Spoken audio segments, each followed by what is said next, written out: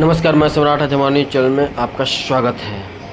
सवेरा cancer hospital में दीप प्रज्वलित कर स्तन कैंसर जागरूकता माह का एक विशेष कार्यक्रम किया गया। यहां पर आप देख सकते हैं दीप प्रज्वलित कर इस कार्यक्रम का शुभारंभ किया गया था। सवेरा कैंसर अस्पताल के प्रबंधक एवं निर्देशक डॉक्टर बीपीसी एवं radiation oncologist doctor Amrita Rakesh के नेतृत्व में किया गया। इस कार्यक्रम का मुख्य उद्देश्य स्तन कैंसर के बारे में जानकारी प्रदान करना, आशा प्रेरित करना और इस बीमारी से जूझने वाले लोगों के साहस का जश्न मनाना। कार्यक्रम में बीमारी से लड़कर उबरने वाले लोगों के प्रेरणादायक कहानियाँ सुनाई गई। इसके अलावा चिकित्सकों के साथ प्रश्नोत्तर सत्र भी आयोजित किया गया। इस दौरान क्या कुछ कहना था सवेरा हॉस्पिटल के मौजूद वहां पर डॉक्टरों का एवं वहां के मरीजों का, तो आइए जानते हैं उन्हीं की जुबानी। हमारे चैनल पर बने रहिएगा, देखते रहिएगा विशेष रिपोर्ट। धन्यवाद। क्या कुछ कहना है सवेरा हॉस्पिटल के डॉक्टरों का? हमारे आदरणीय Padmashri doctor RN Singh sir और यहाँ के director doctor VP Singh sir और यहाँ पे आज हमारे जो मुख्य अतिथिगण हैं, जो हमारे वैरियर्स हैं स्तन कैंसर से जिन्होंने ट्रीटमेंट ले लिया या जो ले रहे हैं और जो आज हमारे सम्मुख बैठे हैं, जो हमारे मरीज आज मिल करके आज हम उनको वैरियर्स कर रहे हैं, जो उन्होंने अपना एक अमूल्य समय दे करके यहाँ आए हैं और आज हमारे बीच में हैं, उन सभी का मैं तहे दिल से अभिनंदन करती हूँ। उसके साथ ही साथ मैं सवेरा अस्पताल के जितने भी हमारे सीनियर और जूनियर कलीग डॉक्टर्स हैं, जितने भी स्टाफ हैं, उन सभी का मैं अभिनंदन करती हूँ। और इसके साथ ही जैसा कि हम सभी जानते हैं कि महिला वर्ग जो है, जो अभी भी इतने सारे हम आगे बढ़ चुके हैं डायग्नोसिस और ट्रीटमेंट में, लेकिन अभी भी वो हमारे लिए ज्वलंत समस्या है, चाहे वह बाल्यावस्था का हो या प्रजनन हो या वृद्धावस्था हो। पहले जो ये स्तन कैंसर था वह 45 साल से आगे वाले उम्र में होता था, लेकिन धीरे धीरे यह अब 30-40 साल की उम्र में हो रहा है।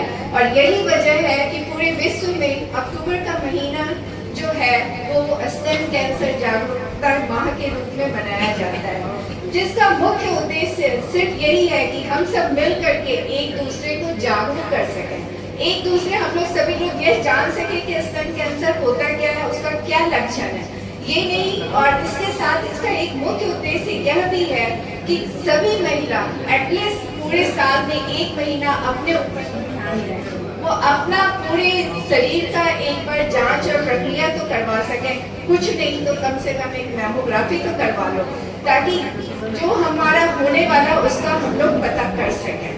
और इसी संदर्भ में जो स्क्रीनिंग है, जिसका सबसे इम्पोर्टेंस है कि हम लोग स्क्रीनिंग करके, जिसमें 3 चीज बहुत इम्पोर्टेंट होता है जो स्तन कैंसर में है, clinical examination, breast self examination, और तीसरा है इमेजिंग, अल्ट्रासोनो और मैमोग्राफी। जो हमारा अभी सर ने भी बताया कि हम लोग को अपने स्तन का स्वयं ही जांच करना चाहिए। तो अगर जब कभी हम लोग पूछते हैं तो महिलाएं ये बोलती हैं कि हमारे घर का इतना काम है कि हमारे पास तो समय ही नहीं है, कुछ भी करने का समय नहीं है, लेकिन अब वो समय नहीं रहा। अगर आप स्वस्थ रहोगे तभी आप अपने परिवार को स्वस्थ रख सकते हो और तभी आप इस समाज को भी स्वस्थ रख सकते हो। तो ये बहुत जरूरी है कि आप अपने लिए कम से कम कुछ समय तो निकालो और अपने शरीर के लिए निकालो। तो जब हम सेल्फ एग्जामिनेशन की बात करते हैं तो इसके लिए अमेरिकन कैंसर सोसाइटी द्वारा भी एक निकाला गया है कि 20 साल से जितने भी ऊपर की महिलाएं और लड़कियां हैं वो कम से कम अपने स्तन के जांच शुरू कर दें, और ये माहवारी के बाद से कोई एक फिक्स दिन 10 दिन के बाद वो करें और उसमें वो जांच करें। दूसरा है कि अगर उसमें उनको कुछ भी लंप या कुछ गांठ दिखता है तो अपने चिकित्सक को मिलें और उनसे दिखाएं। तीसरा, अगर हमें कुछ लगेगा तो हम मैमोग्राफी कराते हैं। तो मैमोग्राफी जनरली 40 साल के बाद के उम्र के में किया जाता है और उसमें हम लोग करते हैं। अगर 40 साल से कम उम्र की है तो उसमें हम लोग अल्ट्रासाउंड करके देखते हैं, और अगर कोई गांठ या कुछ निकलता है तो घबराने की जरूरत उसमें भी नहीं है। ऐसा नहीं है कि जो सभी गांठ है वो हमारा कैंसर ही होगा, उसमें हमको फिर जांच करना है, और जांच करने पे बाद जब वो कंफर्म होता है तब हम उसको कहते हैं कि वो हमारा कैंसर है। इसलिए ये नाम सुन करके और किसी गांठ का नाम सुन के घबराने की जरूरत नहीं है। और आप सब लोग तो यहाँ पे ऑलरेडी सभी फेज को निकल के आ चुके हो, और बहुत लोग ये भी होते हैं कि एक्सेप्ट नहीं करते। एक बार अगर हमारे टुकड़े की जांच में आ जाता है तो वो घबराते हुए बोलते हैं कि नहीं मैडम ऐसा नहीं होगा, दोबारा करवाना चाहूँगा, दोबारा करूँगा। लेकिन ऐसा बात नहीं है। एक दो बार तो हम लोग मान लेते हैं, लेकिन जब आ गया कैंसर के बारे में तो सभी को एक्सेप्ट कर लेना चाहिए। और इसी पे मैं एक लाइन कहूँगी, मन के हारे हार है, मन के जीते जीत है, कबीर सब प्रीत के मन के जीते जीत। मतलब अर्थात इसका है कि जीवन में हार और जीत अपने मन के भाव से होता है। ये हम किसी के कहने और सोचने से नहीं होगा। अगर आप किसी काम को ये सोच करके आगे बढ़ोगे कि हमें विजय मिलना ही है, तो निश्चित रूप से आपको विजय मिलेगी। और यही सोच करके जितने भी कैंसर पेशेंट है सबको आगे बढ़ना चाहिए। ये नहीं सोचना चाहिए कि अगर कैंसर हो गया तो मेरी जिंदगी खत्म हो गई, ये कभी नहीं सोचना है। और अपने आप में एक पॉजिटिविटी हमेशा लेके चलना चाहिए। तीसरा चीज जो इसमें इम्पोर्टेंट है, जो हम लोग रेडिएशन ऑन्कोलॉजिस्ट हैं, जब आप ट्रीटमेंट दे रहे हो और ट्रीटमेंट के बाद जो हमारी टॉक्सिसिटी आती है उसके बारे में हम सभी को पता होना चाहिए। जैसे आप लोगों तो इससे निकल चुके हो, लेकिन आप दूसरे को भी समझा सकते हो कि ट्रीटमेंट के दौरान हमें क्या क्या सावधानी बरतनी है और ट्रीटमेंट के बाद क्या बरतनी है। जैसे बहुत बार हम लोग, आप हमारे पास आते हो और हम बोलते हैं कि ढीला कपड़ा पहनना है, हाथ में अंगूठी नहीं पहनना है, उस हाथ के ऊपर ज्यादा जोर नहीं देना, उस तरफ सोना नहीं है। तो कुछ चीजें हैं, एक दो शिकायत के बाद ही आप आते हो, बोलते हो कि जी मचल रहा है, भूख नहीं लग रही है, कमजोरी लग रहा है। तो ये किसी भी चीज से घबराने की कोई जरूरत नहीं है। भूत रहता है, लेकिन दूसरे गांव का आदमी जिसको मालूम नहीं कि वहाँ भूत रहता है, वो आसानी से गाँव को बगीचा पार करके घर चला आता है। जब गाँव वाले पूछते हैं कैसे चले आया, वहाँ तो भूत रहता है, लेकिन हमको भूत पहचाना ही नहीं, उस गाँव में नहीं रहते। उसी तरह से हम सब लोग कैंसर बीमारी को सुनते ही सचमुच घबरा जाते हैं। लेकिन आज के जमाने में जब कैंसर डिफरेंट रोगों को मिला कर देखा जाए तो हर एक दूसरा तीसरा आदमी को है, और हमें उससे लड़ने की क्षमता अब डेवलप करना है। अब हमको ये नहीं समझना है कि ये बगीचा में भूत रहता है, हम उस बगीचा में जाके रात में जाकर देखेंगे भूत कैसे रहता है। तो अब हम लोग के दिमाग से, दिमाग से कि जो कैंसर का हुआ है इसको हटाने की बात करें। ये कैसे हो सकता है? जब उस बगीचा से पार करने वाले आदमी अपना एक्सपीरियंस दूसरे को समझाएगा कि मैं आ रहा था, हमको कुछ नहीं हुआ। लोग कहते हैं कि उस पेड़ से वो कूदेगा, उस पेड़ से वैसे होगा, वो नहीं हुआ। तो आज हम लोगों ने ये प्रोग्राम रखा है, उसका मेन पर्पस यही है कि लास्ट 1 साल में हमारे अस्पताल में जो रेडिएशन थेरेपी हुई है ब्रेस्ट कैंसर के पेशेंट्स का और किसी का भी, सबको हम लोगों ने बुलाया है। और आपस में आप लोग एक दूसरे से इंटरेक्ट करें, एक दूसरे से बात करें, ये बीमारी है क्या, ये बीमारी हमको पकड़ा, हमने कहा आज हमारी स्थिति क्या है, अच्छी है, बुरी है, जैसे भी हो, तो एक दूसरे को हौसला मिलता है, दूसरे को इस बात से डर से का एक ये होता है कि नहीं साहब ये ऐसा कर रहे हैं, इनके साथ ऐसा था, इससे ये बुरे थे, आज अच्छे हुए। तो इससे हमारा आपस का जो डर की भावना वो खत्म होगी, नंबर 1। और नंबर 2, हमको आत्मबल मिलेगा। एक चीज याद रखिए, बाजार में जो मनोबल होता है वो बिकता नहीं हुआ था। तो ऐसा तो लगा था हाँ कैसे हो गया। डर के आगे हमेशा जीत है, ये बात हमेशा याद रखनी है सबको, ठीक है। और फैमिली, फ्रेंड्स, सब लोगों ने बहुत सपोर्ट किया, और स्पेशली सवेरा टीम को बहुत धन्यवाद इस चीज़ का। स्टाफ नर्स होने के बावजूद मैंने एज ए पेशेंट कई बार अच्छा बिहेव नहीं किया है अपनी ही कलीग्स के साथ, उसके लिए सॉरी भी फील करती हूँ।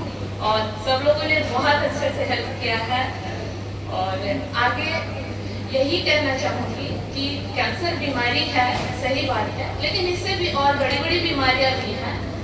जैसे मैं जिस डिपार्टमेंट में हूँ, हीमोफीलिया जो कि थैलेसीमिया, वो हेरिडिटरी बीमारियां हैं, ठीक है। तो उसका इलाज तो बहुत ही दिक्कत है। उसके बाद रेडिएशन के दौरान कुछ गले में खाना खाने में भी दिक्कत होता है, निगलने में दिक्कत होता है, उससे भी घबराना नहीं है। और खाना रेडिएशन में तीखा और खट्टा नहीं खाना चाहिए, और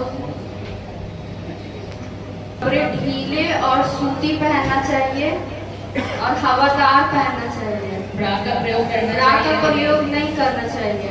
ठीक है। और क्या ये जो रेडिएशन का रिएक्शन है ये पहले दिन से आ जाता है? नो, धीरे धीरे आता है। और कब तक आता रहता है? 1 हफ्ता के बाद स्टार्ट होता है। 1 हफ्ता के बाद स्टार्ट होता है, उसके बाद धीरे धीरे ठीक हो जाता है। ठीक है। और इसके अलावा आपने जो अवश्य कराएं, क्योंकि बहुत महिलाओं में यह भ्रांति होती है कि स्तनपान नहीं कराना चाहिए। ऐसा नहीं है। स्तनपान कराना स्तन कैंसर से बचाव का एक बहुत महत्वपूर्ण है। तो अब हम लोग आते हैं स्तन के स्व परीक्षा पे। यहाँ पे मैं एक वीडियो प्ले करूंगी जिससे कि आप लोग को समझ में आएगा कि अपने स्तन का खुद से परीक्षण कैसे करें। जैसा कि मैडम ने बताया, वैसी महिलाएं जिनको मासिक धर्म हो रहा है वह अपना मासिक खत्म होने के बाद वाले सप्ताह में एक दिन निश्चित करें, उस दिन वो स्तन की जांच करें। ऐसी महिलाएं जिनका रजोधर्म खत्म हो चुका है या उनका समय से नहीं आता, वह महीना का कोई भी एक दिन फिक्स कर ले सकती हैं और उस दिन हर महीने वह उसकी जांच करें। यह जांच खड़े होकर करनी है, लेट के करनी है और नहाते समय जब स्तन पे पानी लगा हुआ होता है उस समय करनी है। मुझे आपको ये बताना है कि कैसे इस तकनीक द्वारा हम स्तन की जांच और आग की जांच करें। इसलिए इसका नाम वर्तुलाकार तकनीक है। एक बार प्रणाली समाप्त हो जाए तो दूसरे स्तन की जांच भी ठीक उसी तरह करें। एक बार प्रणाली समाप्त हो जाए तो दूसरे स्तन की जांच भी ठीक उसी तरह करें। स्तनाल को हल्के से दबाते हुए अपनी तर्जनी से स्तन से हुए किसी भी प्रकार के रिसाव का पता करें। स्तन के स्वयं परीक्षण की दूसरी तकनीक है वर्टिकल स्ट्रेट तकनीक, जिसमें आप ऊपर से नीचे आते हुए अपने स्तनों की जांच करती है, जैसा कि दिखाया गया है। तीसरी प्रणाली है वेन्स तकनीक। इस प्रणाली में आप काल्पनिक रेखा स्तनों की परीक्षा करें। इनमें से जो आपको उत्तम लगे उस तकनीक को चुन लें। याद रखें, इससे कोई फर्क नहीं पड़ता आप इन तीनों में से किस प्रणाली का प्रयोग करते हैं, लेकिन एक बार प्रणाली चुनने के बाद हमेशा उसी का प्रयोग करें। आपके द्वारा चुनी गई प्रणाली के बारे में आपको बहुत सारी बातों को ध्यान